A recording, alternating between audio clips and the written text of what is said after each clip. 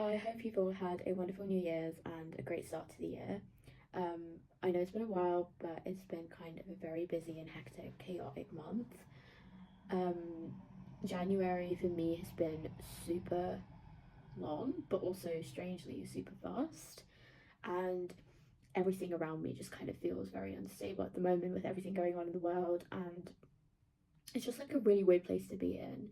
And that's kind of what I wanted to talk about today. If I keep looking down, it's because I've got my iPad with notes on it. The title of this video is quite cryptic, but I think what I'm trying to say is it kind of feels strange to enjoy life right now with the state of the world that we're in. And I find it really hard to kind of articulate what I feel without sounding like super dramatic. So if this is a bit much, I do understand. It feels really weird, right? I live a very normal, stable life, I would say.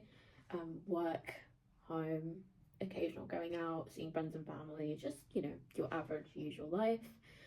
And then kind of living with the reality that while I do all this, parts of the world, there are people going through things I cannot even fathom. Um, I open my phone and there are images from Palestine and active genocide being documented, families being torn apart, homes being flattened, children being pulled from rubble, Congo, Sudan, countless other places where people are suffering, Iran, and then political instability almost everywhere. This country, United Kingdom, America with all the ICE raids and corruption scandals, India back home, and the horrific revelations of the Epstein files that we're seeing day by day. It's just like every time we go deeper into it, there's something darker underneath. And I think it's just being exposed to all of that, but also having to live like a normal life. It kind of feels like a contrast that's like so strange and upsetting. I can scroll from real footage of a genocide to someone doing a Bibble impression of the latest Zara Larsson song um, within seconds. And that kind of contrast, like, I don't think our brains are wired for that. Um, the fact that there are people that will never get to see their parents again, there are people whose homes are being taken away from them, and there are people who've lost everything. And I get to complain about being tired after work or deciding what I have to order for dinner.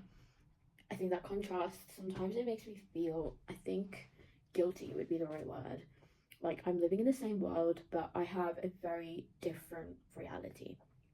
And it's not that I don't, I think, it's not that I think that I don't deserve that kind of stability or peace of mind. I think it just feels very disproportionate. It feels arbitrary. It feels almost dystopian. I didn't earn my safety more than anyone else earned their suffering, It feels like luck, be it geographical luck or time. That randomness, it's kind of hard to sit with. Like, it could have been any of us, I'm not sure if I'm articulating it in the clearest way. But there are days where I read the news and I feel such a deep-seated heaviness in my chest where it's so horrific, right? The scale of corruption, the scale of violence that everyone's going through, it just makes the world feel so rotten in a way that's so unsettling. And you know it's not fair that when I feel like it's taking a toll on my mental health, it's not fair that I can just stop and go get myself a cup of tea or put on a show I really like to try and distract myself from it, because that is a privilege that I can afford but not everyone has.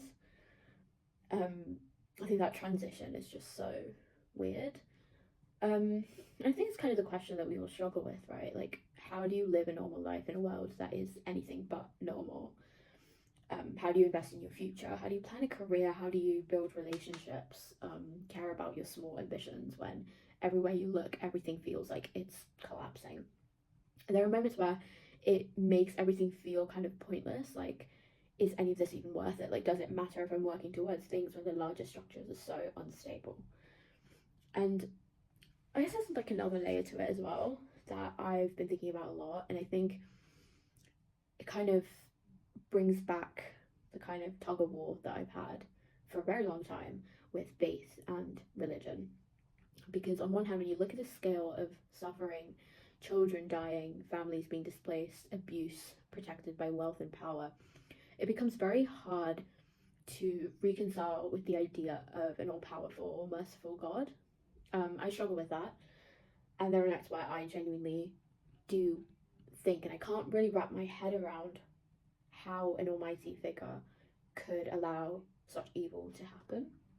And yet, paradoxically, the more chaotic and the more darker the world gets, I guess, the more I find myself wanting something bigger to turn to, and wanting there to be meaning, and wanting there to be justice beyond what we see, and for there to be an ultimate balance, even if we don't witness it, you know. And both of those thoughts kind of exist at the same time.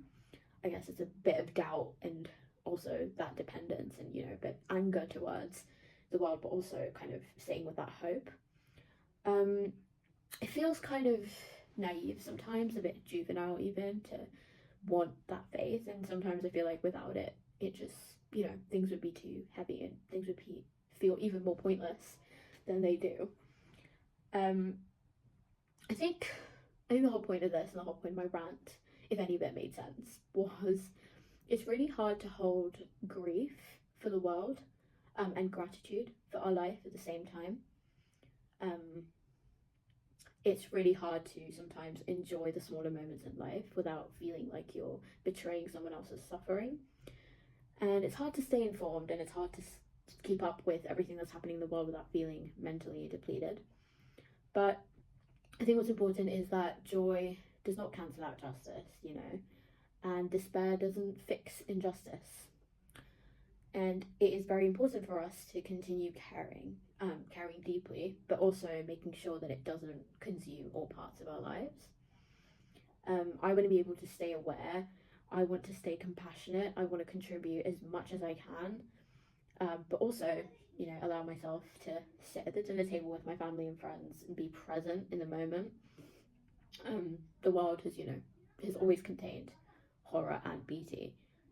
It's, you know, it's just the way things are, and I think it's very important to kind of live with that tension, but also making sure that we don't lose hope or humanity.